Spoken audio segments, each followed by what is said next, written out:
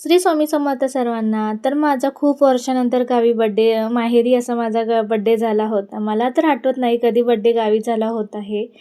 पण खूप वर्षानंतर माझा गावी बड्डे करणार होती मी आणि खूप मी खुश होती. कारण घरच्यांसोबत काही बड्डे जास्त वगैरे काही करायला भेटत नाही. कारण मी कोल्हापूरला असल्यामुळे आमचं दोघा-तिघांमध्येच बड्डे वगैरे करतो. ते आम्ही काय जास्त मोठा बड्डे वगैरे नाही. आजकाल जास्त मोठा नव्हता, पण घरची सर्वजण एकत्र होती त्यामुळे खूप खुश होती.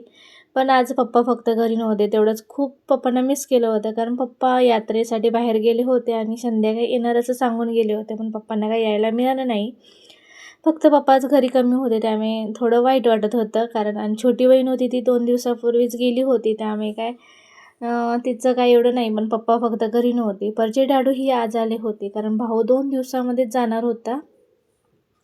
त्यामुळे त्याला भेटण्यासाठीही आले होते. त्यामुळे आज छान असा बड्डे केला होता. आणि ही जी मी साडी नेसली आहे ना, ती खूप माझी लास्ट बहीण संपू आहे ना, तिची आहे.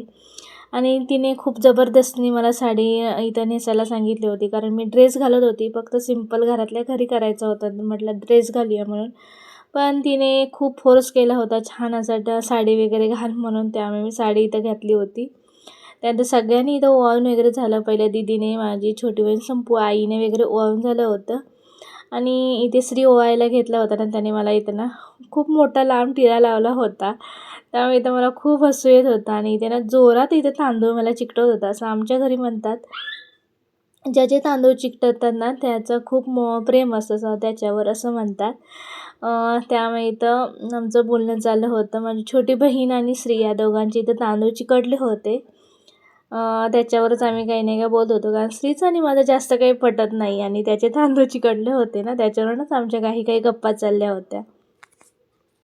सर्वांनी ओवाळून वगैरे घेतला, केक कट केला आणि बरेच काही भरपूर फोटो काढले होते. कारण सर्व एकत्र असल्यामुळे ना भरपूर सारे फोटो वगैरे काढले. व्हिडिओ काही मी टाकणार नव्हती यूट्यूबला, कारण व्हिडिओ ना खूप हल्ला होता. श्रीने वगैरे व्हिडिओ केला होता ना, त्यामुळे थोडा व्हिडिओ हल्ला होता. पण म्हटलं जाऊ दे, फॅमिली सर्व एकत्र होती ना, तर त्यामुळे म्हटलं एक आठवण म्हणून आपल्याजवळ असावी. म्हणून मी हा व्हिडिओ यूट्यूबला टाकला होता. कारण गॅलरीमध्ये जरी किती फोटो ठेवले ना, कधी ना कधी डिलीट होतात. त्यामुळे मी म्हटला व्हिडिओ हा आपला टाकावा, म्हणून मी आज हा व्हिडिओ टाकला.